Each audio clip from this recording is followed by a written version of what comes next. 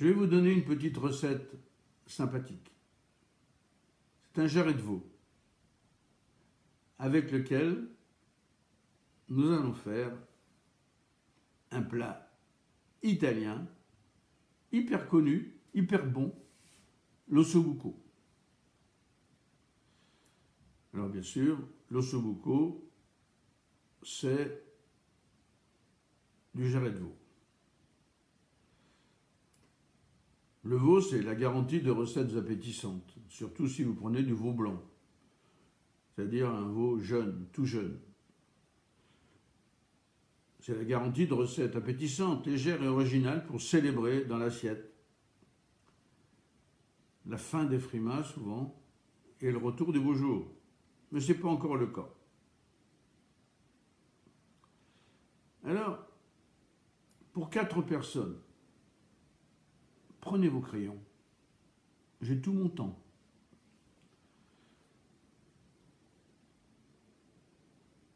Pour 4 personnes, voici quelques infos pratiques. Le temps de préparation sera de 25 minutes.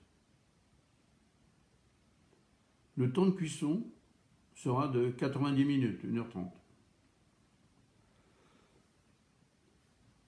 La recette est facile. Son coût, j'y mettrai 3 €. Vous savez comment je calcule.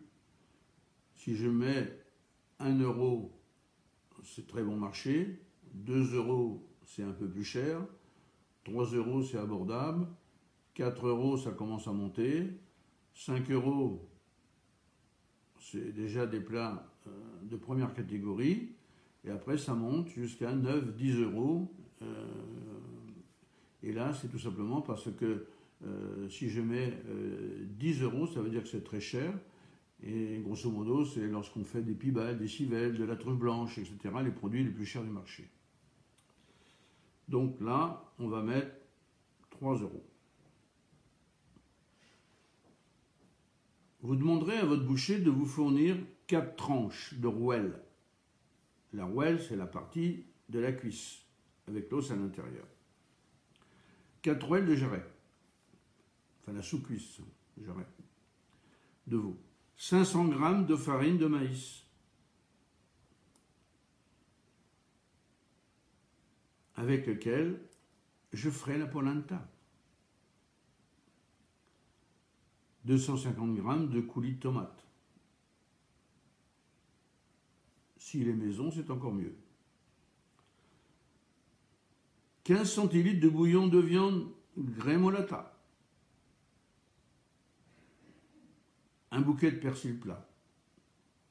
Une gousse d'ail blanc, dont on a enlevé le germe. Un citron jaune, bio.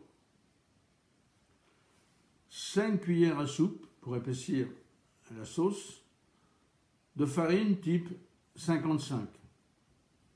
Vous avez la type 45 pour la pâtisserie, la farine 80 pour certains pains, etc. Nous, on va se contenter d'une farine classique, comme vous pouvez le trouver en supermarché, et c'est marqué dessus, type 55. Un verre de vin blanc, plutôt du bon. Du beurre doux, environ 80 g. De l'huile d'olive extra vierge, pression à froid, super, la bonne. Du sel fin de cuisine et du poivre type mignonnette ou à défaut du classique que vous mettrez par contre au moulin, que vous, donc au dernier moment vous allez le moudre pour que le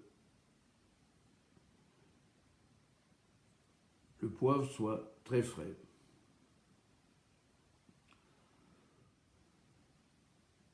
Alors, nous avons nos ingrédients. Nous avons notre cocotte pour faire cuire. Alors, nous sommes prêts pour cuisiner. On va commencer par fariner les tranches de jarret de veau après les avoir salées et poivrées. Et on va les colorer de chaque côté dans une grande sauteuse, dans la cocotte, avec une noix de beurre mélangée à de l'huile d'olive. Voilà, toc, toc, toc, toc. OK?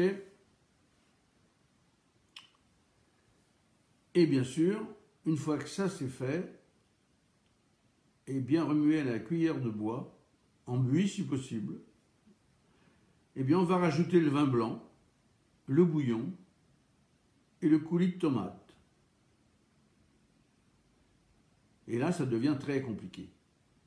Il faut être un pilote de course pour faire la suite. Je vais couvrir mon plat et je vais le laisser mijoter pendant 1h30 à feu doux, en remuant de temps en temps. Alors, si vous n'êtes pas capable de faire ça,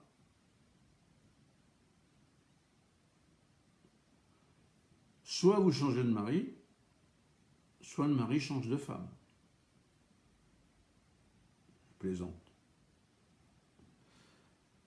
Mais pendant ce temps, il faut préparer la grémolata. Alors on va hacher le persil, la gousse d'ail, râper le zeste de citron et bien le mélanger. Et on va préparer une polenta. Dans une casserole, on fait bouillir 2 litres d'eau salée avec 2 cuillères à soupe d'huile d'olive. On va rajouter la farine de maïs et cuire 20 minutes en mélangeant à la cuillère en bois. Et une fois que la polenta est prête, on goûte si elle est bien assaisonnée. Pendant ce temps-là, bien, l'ossobuco aura eu le temps de cuire largement. Eh bien, on va le servir, cet ossobuco, nappé de son jus de cuisson et parsemé de grémolata avec la polenta. Et donc, vous aurez le plaisir de déguster notre ossobuco, celui de recettes et terroirs. Il m'arrive aussi parfois d'accompagner l'ossobuco d'un risotto safrané. Le risotto au safran reste le plat phare de la cuisine milanaise. Alors pour les amateurs de jarret de veau, on peut faire un wok de veau à la purée de patates douces, légèrement aromatisé au café. On peut faire un crumble de mini-légumes farcis au haché de veau. On peut faire un sauté de veau aux champignons. Et on peut faire un rôti de veau aux pleurotes qu'on trouve sur les marchés actuellement. Ou des pâtes au veau et au citron. Alors, des recettes, c'est pas ce qui manque.